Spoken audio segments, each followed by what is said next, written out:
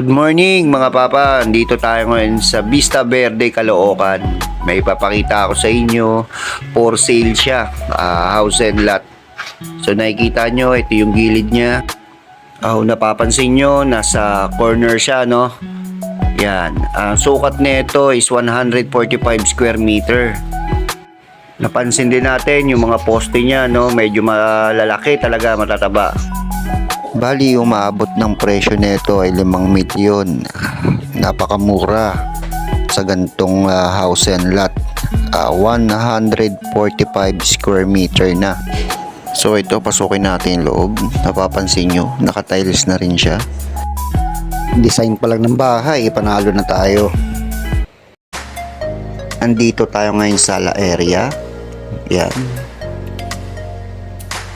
Napakaganda. Bali dito, 2 CR, 2 bedroom, 2 storage, 2 kitchen, syempre isang park.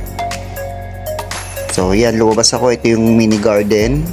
Sarap tumambay dito.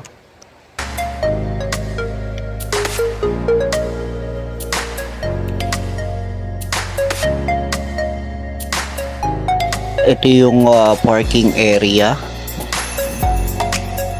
Siyempre, ito po ay clean title. First owner po tayo.